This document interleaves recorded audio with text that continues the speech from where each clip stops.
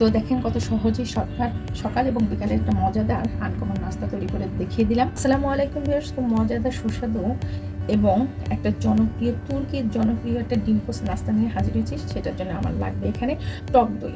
তো আপনাদের সদস্যের সংখ্যা কতটুকু সেই অনুযায়ী কিন্তু আপনারা নাস্তাটা তৈরি করে নিতে পারেন। আমি এখানে আজকে 3 জনের জন্য নাস্তাটাকে তৈরি করে নিচ্ছি। আমি এখানে টক দইটাকে নিয়ে নিলাম প্রায় 250 গ্রামের উপরে। আমি পানিটাকে ঝরিয়ে নেওয়ার জন্য আমি একটা ছাঁকনির উপরে রেখে দিচ্ছি।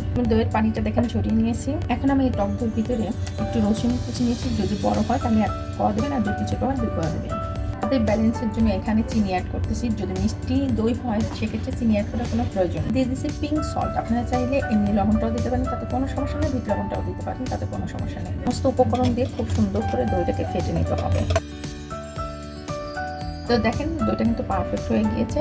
এখন আমি দইটাকে একটা সাইডে রেখে চুলায় চলে যাচ্ছি, বাকি কাজগুলো দেখিয়ে দিচ্ছি। নাস্তাটার ভিতরে যে সসটা দেবো সেটা তৈরি করে নিচ্ছি। আমি চুলায় একটা প্যান দিয়ে দিচ্ছি, প্যানের ভিতরে একটু বাটার দিয়ে দিচ্ছি। বাটারটা বলতে বলতে মানে এই করছে যে বাটারটা যখন আমি বানাবো জালটা কিন্তু খুব হাই স্পিডে দেওয়া যাবে না। আমি দিয়ে দিচ্ছি 1 টেবিল চামচ চিলি ফ্লেক্স, 1 টেবিল চামচ লাল মরিচের গুঁড়ি। আপনার চাইলে পাপরিকা পাউডার থাকে আপনাদের কাছে, তাহলে পাপরিকা পাউডারটাই কিন্তু দিতে পারেন, তাতে কোনো সমস্যা নেই। যে জালটা কিন্তু খুব বেশি হাই স্পিডে থাকবে না, একদম লো তাপমাত্রায় কিন্তু জালটা থাকবে।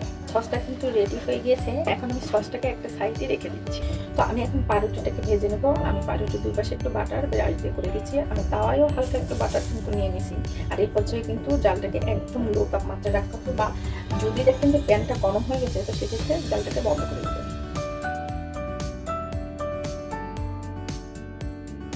আমি এখন পাউরুটিগুলোকে একটু হালকা সুন্দর করে একটু ভেজে নিচ্ছি। খুব হাই স্পিডে জাল কিন্তু কখনোই দেওয়া যাবে না। আমার ব্রেডগুলো দেখেন কত সুন্দর ভাজা হয়ে গেছে। এখন আমি ব্রেডগুলোকে নামিয়ে নিচ্ছি।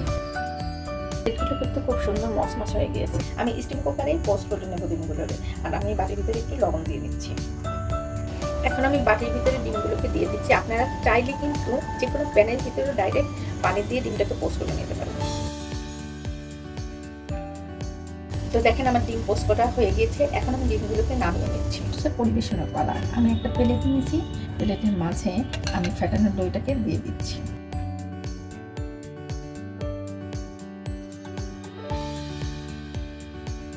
আপনারা চাইলে ডিমটাকে তেল দিয়েও কিন্তু ভেজে নিতে পারেন।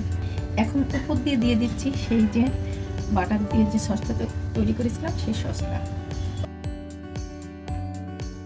চাইলে কিন্তু গ্রিন সসটাও কিন্তু উপর দিয়ে দিতে পারেন, তাতে কিন্তু খুবই ভালো লাগবে, খেতেও ভালো লাগবে, দেখতেও ভালো লাগবে। আমি উপর দিয়ে একটা পুদিনা পাতা দিয়ে দিলাম, তাতে কি হবে দেখতে খুব সুন্দর লাগবে। চাইলে কটা আনারের দানাও কিন্তু 2, 3, 4, 5টা উপর দিয়ে দিতে পারেন, তাহলে দেখতেও সুন্দর লাগবে আর খেতেও কিন্তু সেই মজা লাগবে। এখন এই যে ভেজে রেখেছিলাম বাটার দিয়ে যে ব্রেডটা, সেই ব্রেডটা দিয়ে দিলাম।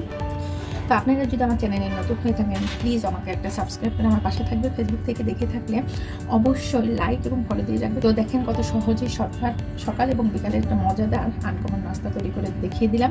তা আমি আপনাদের একটু ভেঙে দেখিয়ে দেই আর একটু খেয়ে নেই। আমি দেখতে কতটা আসলে দারুণ মজার, আসলে বলে বোঝানো যায় না। এটা জাস্ট বাসায় একবার জাস্ট ট্রাই করবেন, মানে খুবই মজার, খুবই মজার। তো এই পর্যন্ত ভালো থাকবেন সবাই, সুস্থ থাকবেন। আর এই রেসিপিটা একবার হলে জীবনে ট্রাই করবেন, খেতে খুবই সুস্বাদু। এই পর্যন্ত সবাই ভালো থাকবেন। আল্লাহ হাফেজ।